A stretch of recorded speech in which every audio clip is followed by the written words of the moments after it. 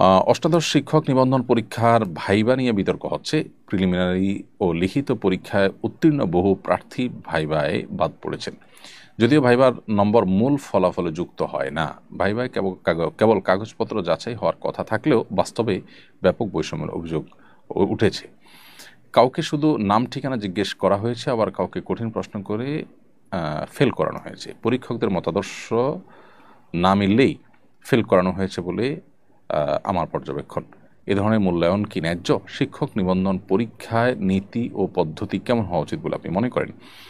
দেখুন, এ ধরনের পরীক্ষায় অনেক বড় একটা আমানতদারিতার বিষয় চলে আসে। এখানে কারোর প্রতি যদি কোনো প্রকার বৈষম্য করা হয়, জুলুম করা হয়, সেটি শুধু জুলুমই নয়, সেই রাষ্ট্রকে বা জনগণকে তাদের অধিকার থেকে বঞ্চিত করা এবং এর বিপরীতে অযোগ্য, অথর্ব এবং তুলনামূলক কম যোগ্য মানুষকে আপনার নিয়োগ দিয়ে মূলত রাষ্ট্রের সাথে, জনগণের সাথে প্রতারণা করা হয়। অনেক মানুষের অধিকার, গোটা দেশের জনগণের অধিকার সেখানে নষ্ট করা সামিল।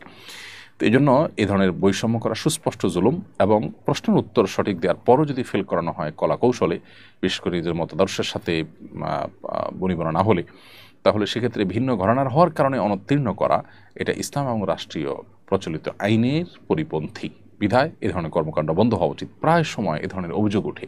আমি জানি না এই অভিযোগগুলোকে কতটা আমলে নেওয়া হয়।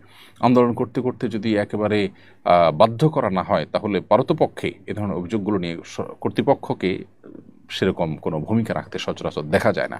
নতুন বাংলাদেশে অন্তত এই জিনিসগুলো একেবারে দুঃখজনক এবং দুর্ভাগ্যজনক। আমিও ব্যক্তিগতভাবে এরকম কিছু ভাইকে জানি যারা এই ধরনের বিভিন্ন পরীক্ষা অংশগ্রহণ করেছেন।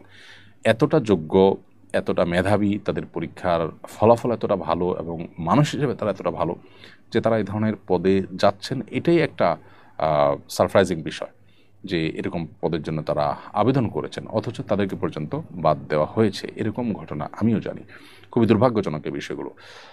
অতএব বৈষম্যের কারণে যাদেরকে চাকরি থেকে বঞ্চিত করা হবে, এটা তাদেরকে বঞ্চিত করার মাধ্যমে শুধু তাদেরকে বঞ্চিত করা হয় না, যে প্রতিষ্ঠানের জন্য নিয়োগ দেওয়া হয়েছে সেই প্রতিষ্ঠানের শিক্ষার্থীদেরকে বঞ্চিত করা হয়, অযোগ্যদেরকে নির্বাচন করার মধ্য দিয়ে। অতএব এই বিষয়গুলোকে দেখা উচিত খতিয়ে ভালো করে।